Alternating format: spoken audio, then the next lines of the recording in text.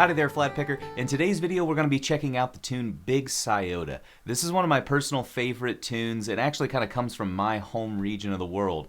A lot of West Virginians claim this one because the Sciota River empties into West Virginia, but the Sciota River runs through my hometown of Columbus, Ohio, so I kind of claim this one as an Ohio tune as well. Before we go ahead and dive into the demonstration of Big Sciota, there are a few tips and tricks that I wanted to show you that might help set you up for success on this tune. You may have noticed when I was playing that A part in the intro there that I'm using my pinky for the 4th fret note that I've articulated in this version of Big Sciota. Let me just play a little section of that for you one more time. 1, 2, 3.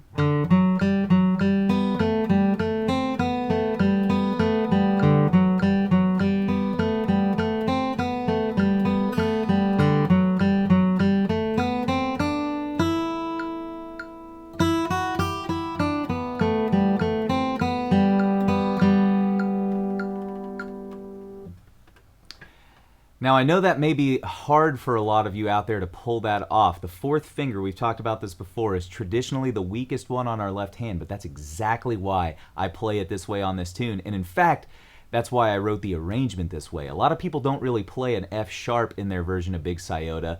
They'll play an E or even an open D note in place of it, but I really like using that F sharp in here just so we can give that pinky a little bit of a workout. Now, if you have some pain in that region of your hand, or you can't use your pinky or anything like that, never fear, because you can actually modify the tune to use your ring finger instead. Let me play that much of the A part through one more time just to show you what that would look like. 1, 2, 3.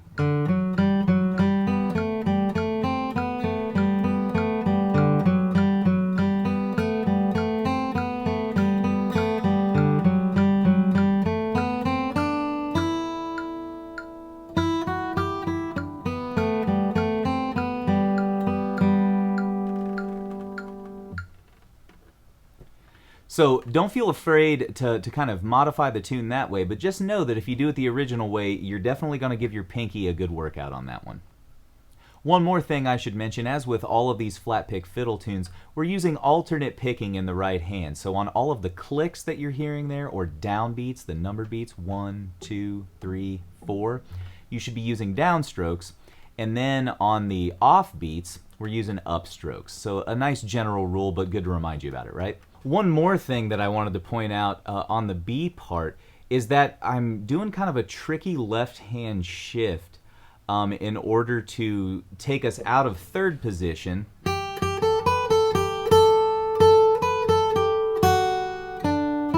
So you can see that I shifted back from the 3rd fret to the 2nd fret there. Let me play that with the metronome just so you can get an idea. 1, 2, 3.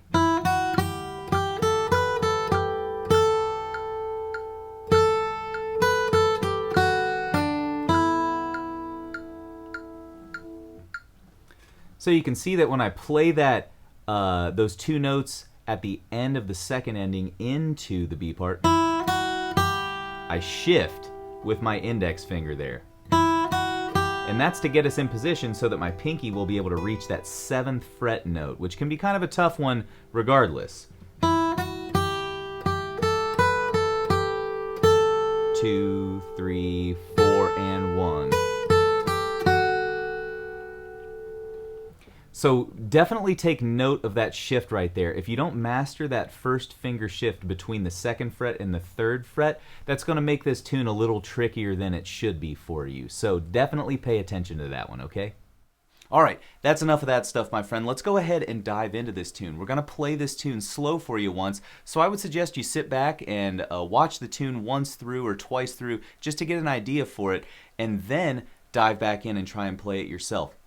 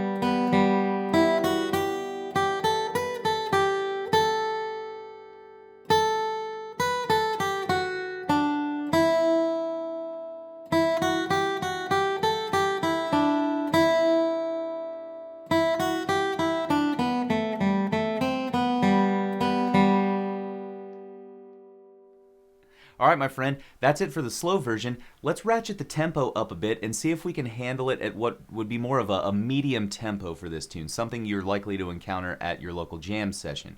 All right, here it is at a medium tempo.